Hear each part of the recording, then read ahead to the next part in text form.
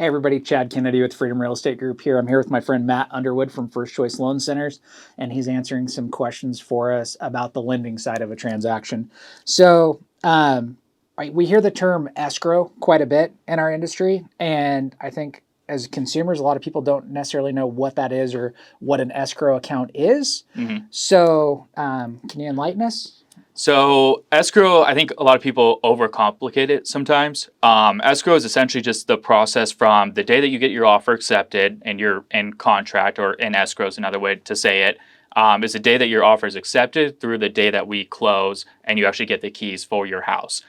Usually right now it's about a 30-day period, depending on people moving, selling, buying, stuff like that. It can be longer, but right now we usually try to keep it 30 days, or sometimes less if somebody's really motivated and we need to make that happen.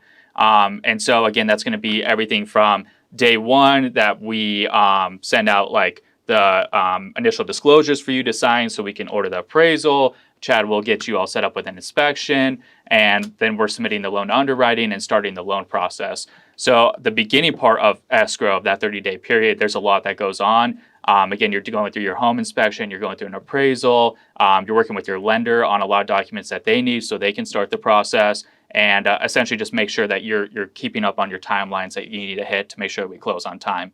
Again, we like to do a lot of the work up front, so then as we get closer to closing, you don't have that extra stress of where am I at with my loan. You're worrying about moving, stuff like that. So it is the full 30-day period from start to finish that is escrow.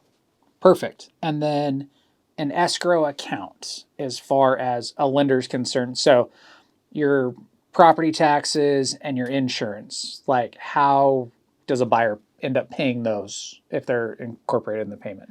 Yeah, so previously we talked about closing costs and how you're going to have prepaid taxes and insurance. And some of those prepaid that make up your closing costs go into this escrow account.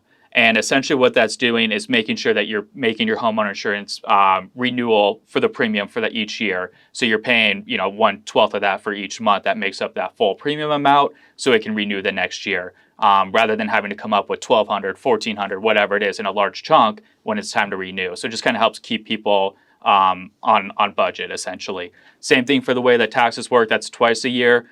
So you'll see on your mortgage statement once you have your loan, it'll say like how much is in your escrow account, how much of your payment's going towards escrow, and essentially all it's doing is collecting a little bit each month so that you don't have a large chunk due twice a year or once a year.